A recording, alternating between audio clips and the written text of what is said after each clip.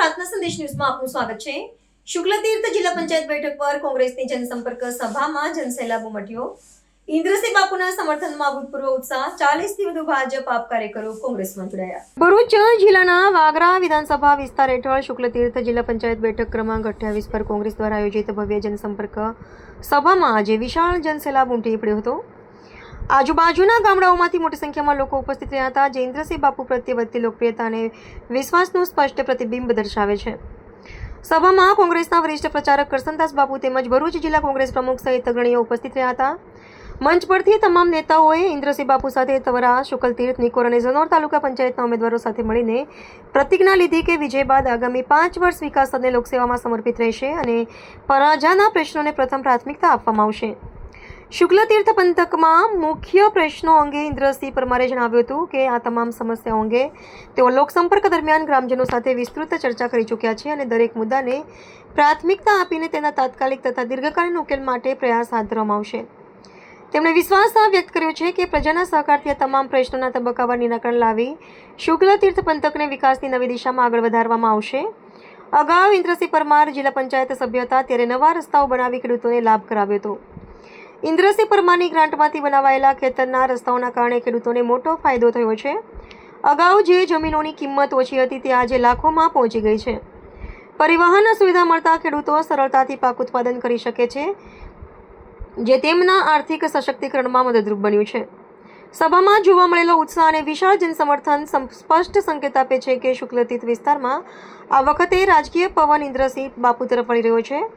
લોકોના પ્રશ્નોને પ્રાથમિકતા આપવાનો કાયદો અને વિકાસના મુદ્દાઓને કેન્દ્રમાં રાખી કોંગ્રેસ દ્વારા આગળ વધારવામાં આવી રહેલી રણનીતિ ચૂંટણીમાં કેટલો પ્રભાવ પાડે છે તે હવે આવનારા મતદાનમાં સ્પષ્ટ થશે। આ વખતે આ જાન સાથે પહોંચવું છે અને તમારા મતો થકી પહોંચવું છે। જે મેં કામ કર્યા એનું ગાયન ગાવા નથી આવ્યો, એનું ગાયન ગાવા નથી આવ્યો એ ભૂતકાળ થઈ ગયો। કલ કોઈ ઓર था, आज कोई और है, कल कोई और होगा। बाबू मोसाई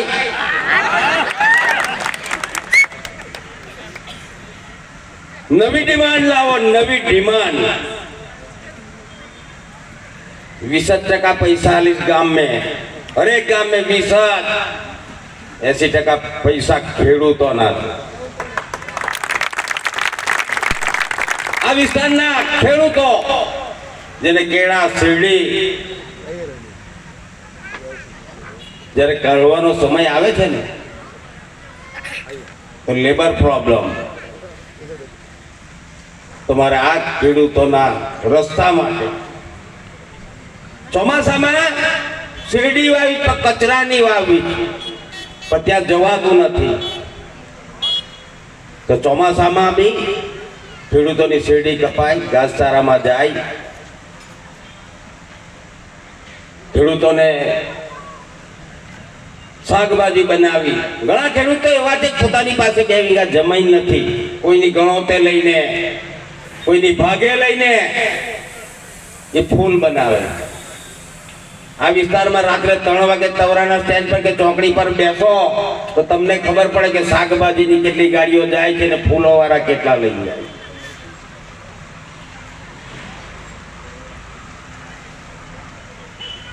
તવરામાં 40% જમીન કપાઈ, ખેડૂતોની કપાઈ,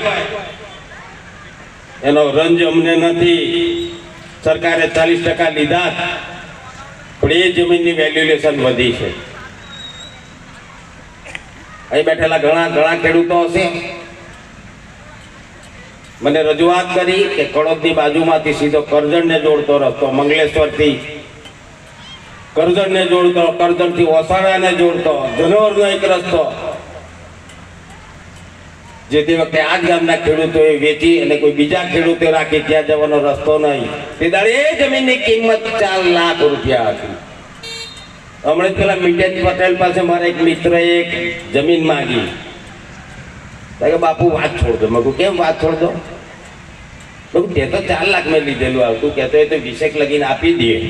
ના સોરી, શું કે 33 થશે, 33 લાખ।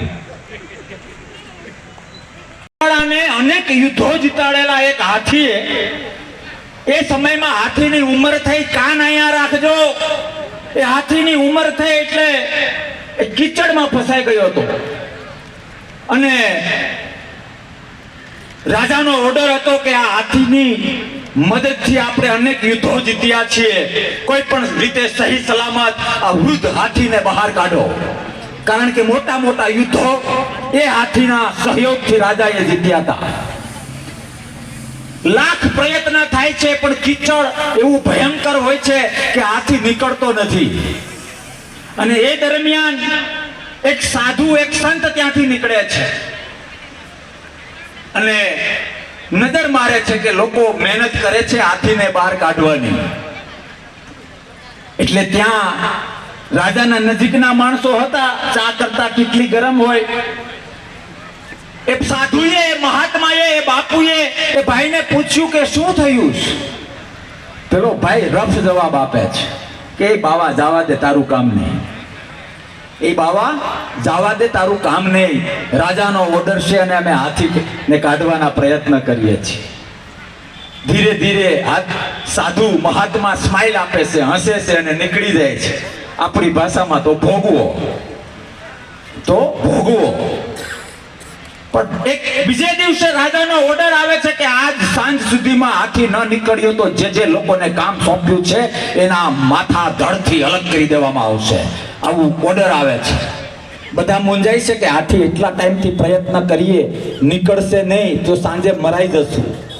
ત્યારે એક મોટી ઉંમરના એમાંથી જે હતા એણે કહ્યું કે કાલે ઓલો બાવો નીકળ્યો તો એ હસીને ગયો છે, એની અંદર કંઈક રાજ છુપાયેલું છે, એને શોધો.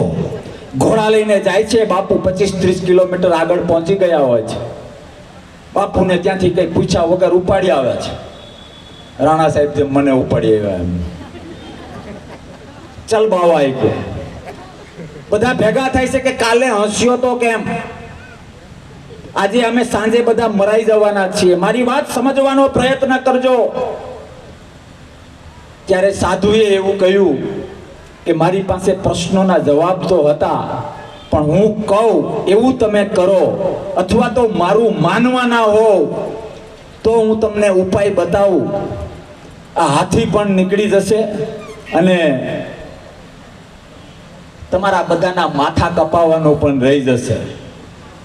આ વાત હું જે કહું છું એ ગૂગલમાં પણ આપેલી છે, ક્યારેક વાંચજો ટાઈમ મળે તો. હી હાહાની રીલોમાંથી ક્યારેક દેશ પ્રેમનું પણ જોવો તો દેશનું કલ્યાણ થશે. એટલે પેલા બધા હાથ જોડીને કહે છે કે હા બાપુ તમે કયો એમ કરીશું, અમને બચાવો, હાથી કઈ રીતે નીકળે.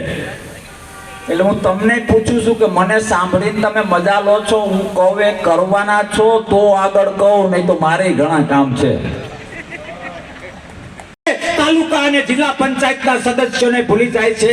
બાપ, ધર્મની સાક્ષીમાં એ કહેવા આવ્યો છું. બધું જ ભૂલી જવાય છે. તમારી ને મારી, આપણી માતા મા ભારત કાયમ છે, લોકશાહી કાયમ છે, અને એટલા માટે તમને વિનંતી કરવા આવ્યા છીએ. આવો લોકશાહીનું રક્ષણ કરીએ.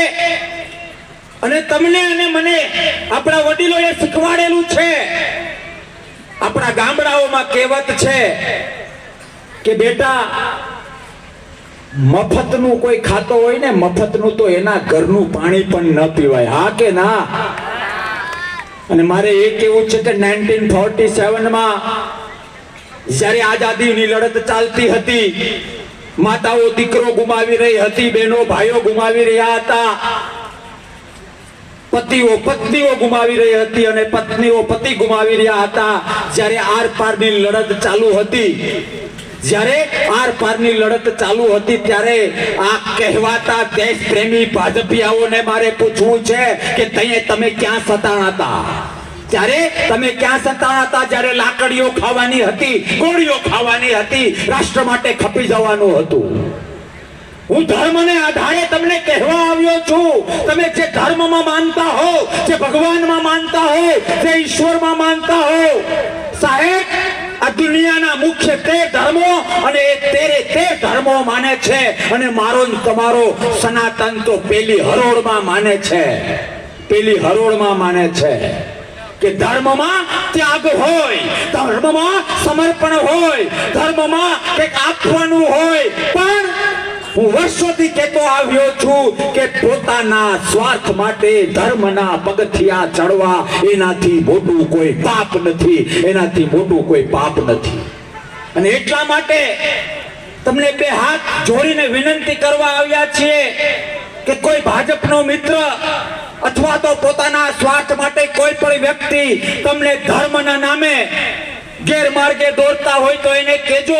હું છેલ્લા 15 વર્ષથી ચેલેન્જ આપું છું અને હમણાં 10 મિનિટ પહેલા પણ હું તો બોલીશ, એમાં મારું રિલીઝ થયું, એમાં પણ મેં ચેલેન્જ આપી છે કે બીજેપી જો વિદ્વાન તરીકે વાત કરતી હોય કે અમે ધર્મને માનીએ તો તમારા બધાની સાક્ષીમાં, મારા કાનુડાની સાક્ષીમાં, મારી કુળદેવીની સાક્ષીમાં ધર્મને નજર સમક્ષ રાખીને અહીંયા પણ હું પૂરા દેશના બીજેપીના એ કહેવાતા વિદ્વાનોને ચેલેન્જ આપું છું કે આવો, તમે કહો એ સમય, તમે કહો એ ચેલેન્જ, તમે કહો એ ચેનલ, ધર્મની વાત તમે પેલા મૂકો, પછી ધર્મની વાત હું મૂકું.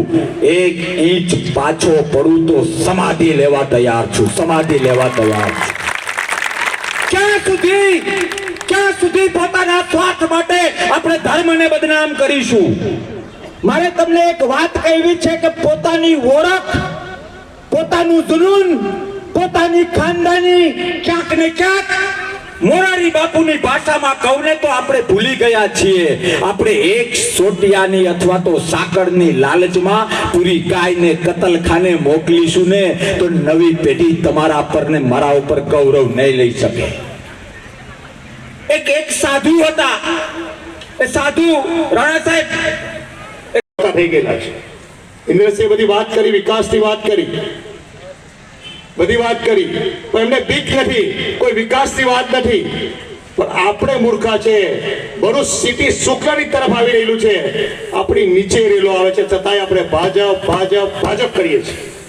એમાંથી બહાર આવવાની જરૂર છે. આપણે શું જરૂર છે, આપણી નીચે શું રેલો આવી રહેલો છે, એ બધામાંથી બહાર આવવાની જરૂર છે. આ તો એવું છે કે નરેન્દ્ર મોદી જેવો માણસ ટીવી પર કે ફેક્સ પર આવી જાય, આપણે સોશિયલ મીડિયામાં એક પથ્થર નાખે અને કોઈ વાત થાય અને આપણે હિન્દુ વાદની વાતોમાં આવી જઈએ, બાકી એના સિવાય કંઈ નથી. આજે હિન્દુસ્તાન દેશ વર્લ્ડની ફલક પર કેટલો પાછળ જયેલો છે. આપણે ખેડૂત પ્રધાન દેશ છે. આપણે એક પેસ્ટિસાઇડની દવા લઈએ, એક જ દાખલો આપીશ, આપણે એક પેસ્ટિસાઇડની દવા લઈએ છીએ ખેતર માટે, શેરડીમાં નાખવા કે તુવેર કે કપાસમાં નાખવા માટે કે કેર માટે, એની પર તમે બિલ જોયું છે, 28% જીએસટી છે. આપણા પૈસા આપણી પાસે લઈ જાય છે ને ટાકાટીના ભારતીય જનતા પાર્ટીના આગેવાનો કરે છે. ટીપી સ્કીમની વાત કરી, શહેર શુક્લની તરફ આવી રહેલું છે, કોર્પોરેશન બનવા જઈ રહેલું છે, છતાં પણ આપણા ગામનું શું, આપણા વિકાસનું શું, એવું આપણે પોતે વિચાર્યું? આપણા છોકરાઓ ભણવા કઈ સુધી જશે? કોલેજ, મેડિકલ કોલેજ કે કશું વિચાર્યું? દીપ દ્રષ્ટિ કે લાંબી દ્રષ્ટિ કોઈની છે? મીરાના ચકદોરથી આપણે સંતોષ માની લઈશું, આપણી ભવિષ્ય પેઢી માટે શું, આપણા છોકરાઓના ભણતર માટે શું, એ ભારતીય જનતા પાર્ટીને પડેલી નથી કોઈ પણ. કેમ કે એમને ખબર છે કે શુક્લની સીટ એટલે ભાજપને આપવાના છે, હિન્દુવાદની વિચારસરણીમાં આવવાના છે. હું તમને પૂછવા માંગુ છું કે ઇન્દ્રસિંહના ધર્મપત્ની હોય, સુનિલ ખેરના ધર્મપત્ની હોય કે રાજેન્દ્રસિંહ રણાના હોય કે વિનય વસાવાના હોય, મારી પત્ની પણ ગરબા ગાય છે ને આ ગામના ભારતીય જનતા પાર્ટીના સક્રિય આગેવાનો છે, ભારતીય જનતા પાર્ટીમાં ચૂંટાયેલા પ્રતિનિધિ હોય, એ પણ પત્ની પણ ગરબા ગાય છે. અમે બિન સાંપ્રદાયિકતામાં માનીએ છીએ. હું ગર્વથી કહું છું, કોઈ હિન્દુ છું પણ બિન સાંપ્રદાયિકતામાં માનું છું. એટલા માટે ભારતીય રાષ્ટ્રીય કોંગ્રેસમાં છું એવી કહેવાની હિંમત રાખવી પડશે. આપણા છોકરાઓનું સુખ શામાં છે, આપણા છોકરાઓનું એજ્યુકેશનનું સુખ શામાં છે, આપણા ગામનું સુખ શામાં છે, ગામની સુવિધા શામાં છે, ખેતર જવાના રસ્તાથી લઈ ગામની શૌચાલયથી લઈ તમામ સુવિધા શામાં છે, એ વિચારવાનો સમય આવી ગયેલો છે. આ ચૂંટણી કોઈ ધારાસભ્ય બનવા માટે નથી, કોઈ લોકસભા બનવા માટે નથી, પણ આ ચૂંટણી મારા તમારા અસ્તિત્વ માટે છે, મારા તમારા પરિવારને ગંદકી દૂર કરવા માટે, મારા તમારા ગામમાં સુખાકારી માટે. આપણે એક તાલુકા પંચાયત અને જિલ્લા પંચાયત સભ્યને મોકલીએ છીએ. ધારાસભ્યનું કામ નથી, અનાવૃત ધારાસભ્યો કામ કરી રહેલા છે. આ જિલ્લા અને તાલુકાના સભ્યો વિકાસ કરી રહેલા છે. પણ આ તો ગ્રાન્ટ ઉધારવાનો ધંધો છે. કોથરો ભરીને ઘેર લઈ જાઓ, એની સિવાય બીજું કઈ નથી. એથી ખોદા જેને ખોદ્યું એને જેટલા ખાડા પાડવો હોય પાડો, કઈ વાંધો નથી. પૈસા જોવે છે ભારતીય જનતા પાર્ટીને, ભ્રષ્ટાચાર સિવાય કઈ નથી.